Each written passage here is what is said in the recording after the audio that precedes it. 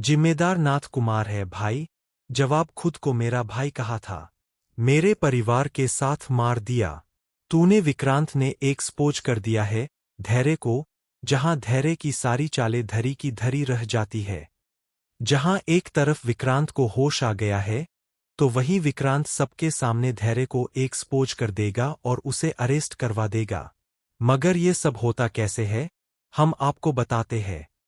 जहां सीरियल मन्नत में आ चुका है धमाकेदार ट्विस्ट। जहां एक तरफ मन्नत बगल में बैठकर विक्रांत को सब कुछ याद कराने की कोशिश करती है। मन्नत उसे सारी बातें याद दिलाती है कि कैसे वे मिले, कैसे उनकी शादी हुई, कैसे उनकी दोबारा शादी होने वाली थी। सब कुछ ठीक था। कैसे दुआ उन्हें एक्सेप्ट कर चुकी थी और कैसे सब लोग एक साथ खुश थे। मगर कोई एक खुश नहीं था, तो वो था धैर्य। धैर्य जाने का नाटक करता रहा, वो हमारी फिक्र दिखाने का नाटक करता रहा और हमारे साथ ही रहा। मगर तुम्हारी मॉम ने मुझे समझाने की कोशिश की कि धैर्य का साथ में रुकना सही नहीं है। हम सब मिलकर दुआ की परवरिश कैसे करेंगे, इससे पहले ही नीतू माँ को पता चल चुका था। इसीलिए उन्होंने हमें धैर्य के बारे में पहले ही चेतावनी देने की कोशिश की थी, मगर हम नहीं माने। फिर भी हमने धैर्य को अपने घर में ही रखा। इस चीज का फायदा धैर्य ने उठाया। उसी वक्त विक्रांत बोल पड़ता है कि नीतू माँ को धैर्य ने मारा था।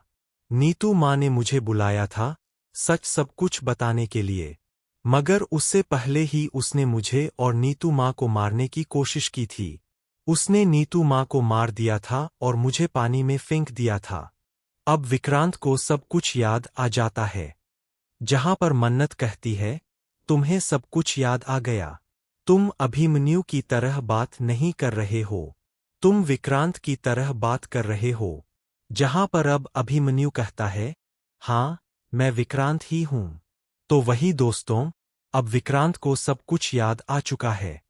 दूसरी तरफ अब रोनी फोन करके धैर्य को बताता है। धैर्य पहले से ही राजवंश परिवार के इर्द गिर्द साजिश रच रहा होता है। वही रोनी बताता है कि धैर्य, विक्रांत को होश आ गया है। विक्रांत पर किसी ने जानलेवा हमला किया था और उसे वाटर टैंक में डाल दिया था। अब धैर्य सोचता है कि विक्रांत मरता क्यों नहीं है। तो वहीं हम आपको बता दें कि मान्यता के ऊपर सारा ब्लेम डाल दिया गया है कि मान्यता ने ही विक्रांत को पानी की टंकी में डाला था। दूसरी तरफ सम्रागी को भी पुलिस ने अरेस्ट कर लिया है। वहीं दूसरी तरफ जब धैर्य विक्रांत के पास पहुंचेगा और बोलेगा, भाई तू सही तो है ना, तो विक्रांत खड़ा हो जाता है और उसे जोरदार मुक्का मारता है। वह कहता है, तूने मेरे पूरे परिवार को बर्बाद कर दिया, तेरी खैर नहीं। जहां पर अब विक्रांत ने धैर्य को सब लोगों के सामने एक्सपोज कर दिया है। वेल दोस्तों, फाइनली अब धैर्य का चैप्टर तो एंड हो गया।